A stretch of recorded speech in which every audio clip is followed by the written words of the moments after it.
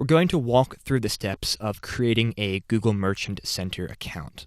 Now, you only need a Google Merchant Center account if you have an e-commerce website and you sell physical products through your website, so that people can go onto your website, purchase products, and receive them in the mail or somehow physically get them after placing their order online.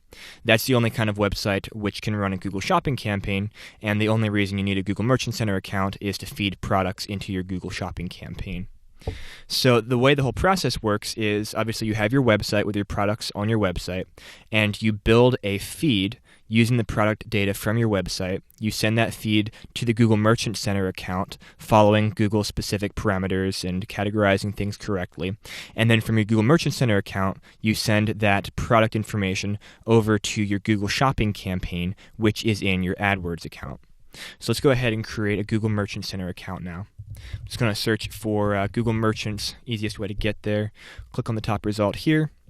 And there we go. This is the opening page for the Google Merchant Center account. And I have not yet created an account using this Google account here, so I'm going to go ahead and sign up. And it will take us to this page where it's going to ask us some information about our business, about our website. I'm just going to use sample information for our make-believe umbrella store. So first we'll select a country. I'll select United States. Then put in the name of your store. I'm just going to say example store. And then put your website URL. And you need to include the HTTP or HTTPS like that. www.example.com. And you need to hit that checkbox there if your site contains adult products as defined by Google's policy, which you can read there. And for most websites, that won't be an issue. And then it'll put contact details right here. I'm just going to put some blank information in there. They've already auto-filled our Gmail address because we're using this Gmail account, this Google account, to create this Merchant Center account. You might as well select those two options there for updates and surveys, but it doesn't really matter whether you do or not. You also have the option to add a contact for technical issues or contact for customer service issues. If you want to, that's fine. No requirement. I'm going to skip that. Let's go ahead and hit continue now. And this takes us to the terms and conditions. You can read that, agree to the terms and conditions, continue, and then it takes us here. Now, we can't actually claim this URL because someone has already claimed it in another Merchant Center account, which is not surprising. Example.com is a pretty obvious one for somebody to claim. So we'll go ahead and skip this step here and move on into the Merchant Center account. And the way that verification works is Google needs you to verify that you actually own your domain so that you have the authority to claim your domain in the Merchant Center account. And there are a couple ways to verify it, and Google will give you all the options, list all the options. Here, let me go ahead and click on Fix It here, and it would give you options here if it was a URL which had not already been claimed by somebody else. The easiest way to verify your URL is Google gives you what they call a meta tag. You can install just that simple meta tag on your home page. It's not something customers can see, it's just installed in the back end of your home page.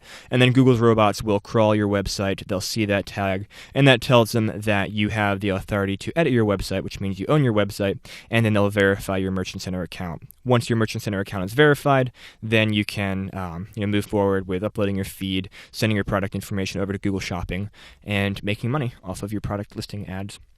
Let me give you a quick tour of the Merchant Center account so you can understand what the different options are and kind of feel your way around. So obviously this is a dashboard here. This tells you how many feeds you have, tells you how many paid clicks you're getting from your Google Shopping campaign, and might have some other notifications down here once you start running. The Diagnostics tab tells you a lot of great information about any issues or the fact that you don't have any issues in your data feeds. So there are kind of three levels that it talks about. First is the account level. Obviously right now there is an error here, a warning. We have not linked an AdWords account to Merchant Center account, so it's telling us that right there, and we can fix that in a minute. Then it would also talk to you about feeds. Say there was an issue with uploading a feed, it would tell you about that right there in this option. And then under items, it will give you information about problems with specific items in your feed. So maybe some of your products are missing information about shipping, or maybe they're missing proper categorization, or whatever the case may be. It'll tell you about that right here. And then here, in this big box right here, once you start to upload a feed, it will show you a graph of your daily history, and it'll show you kind of day by day how many products you have approved, how many are disapproved, how many are pending review, so you can get a sense for kind of what your product feed is doing. And if you see a jump in, say, disapproved products, you can take a look at your data and figure out what the problem is and fix it. API diagnostics, this here is only relevant if you are sending information through Google's API, which is a pretty advanced technique which most Google Shopping users do not use. You probably won't need to use this either, but if you are using it, that's where you would go. Then this is where you would create a feed, and I'll show you what that looks like. So you can test a feed, or you can create a standard feed, and in this case we'd create a products feed, and you'd select your country and put in a feed name. Let's do that. Let's go as far as we can here without actually having a feed. You got your content language is English. We'll name it feed number 1. Continue. Then there's 3 different ways that you can upload your feed. If you want, you can actually use Google Sheets, which is Google's version of Excel, to create a feed of your products and send the information to Google. That's a pretty manual process. I wouldn't recommend that in most cases unless you have a very small number of products which don't get updated very frequently, but that's an option. You can do scheduled fetches. So, for example, you can host your feed on your website or with a third party, a feed management solution, and then schedule automated updates. Or you can manually update your feed. So maybe you create an Excel file or an XML file, and you can upload that manually through that option there. Now, what my agency does for our clients is we use a third-party feed management solution, which allows us to have a lot of editing abilities with the product data, because an important part of running successful Google Shopping campaigns is optimizing your product titles, optimizing the information in your descriptions, etc., to perform best in Google Shopping, just like you would optimize text ads and keywords. So that's what we do. We use a third-party tool. You don't have to do that, but that definitely can make your life a lot easier and can make your performance a lot better. And then we would say we did a scheduled fetch here. We could continue, and then you could set up your fetch, what time to do it each day, or weekly or monthly. I recommend daily. Google likes fresh data, so even if you haven't made any change to your product data, just go ahead and upload it daily so Google knows it's as fresh as possible, and that may help with your ranking to some extent. And then you can put your file URL in here if you're hosting this on your website, and then save it and so forth and so on. And then once we saved it, it would upload the file here, and you could see the history of when it was last uploaded, how many products were in the feed, so forth and so on. Let me cancel that. Then you can go to products, and once we added a feed, this is where you'd find information about your products. Now, this is really hard to search. It's kind of annoying. Really, the only way to search your products is by your ID, your item ID, which is not very intelligent from my perspective. But anyway, it would show you a list of your products and some different information about them. And honestly, Google Shopping as a whole in the Merchant Center is one of the more advanced features of Google, in that the interface is not very intuitive. It's very technical. It does require some technical understanding of just how it works and how to meet policies and how to send information to Google in the way that Google wants to receive it. So Google Shopping, if you're going to run a lot of Google Shopping, you're either going to need to do a lot of manual research yourself, figuring things out and learning the process and the system, or you'd want to partner with a partner, an agency, to handle that for you. Let's go down here to assortment. This is a pretty new feature that Google offers. It will actually recommend some different products that you might carry you might consider carrying on your website based upon the products you are carrying and what people are searching for. So it's kind of an interesting way to maybe find some new products to carry on your site, depending upon what kind of advertiser you are. Then down here, got a bunch of different options for settings. So this option here tells you whether or not you verified your email addresses and whatnot, and it would tell you if you verified and claimed your domain. Obviously, right now it's telling us we can't do that because this is not our actual domain. And then website verification. This is where you'd also could see if you have verified your website. SFTP and FTP, this is if you are transferring files via FTP and the API. You probably won't need to worry about the settings here.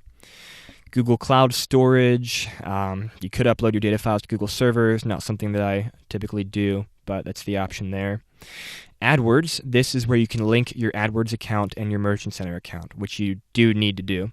And you can see it's got our customer ID already right there because we're using the same Google account. That's the same number as is up there.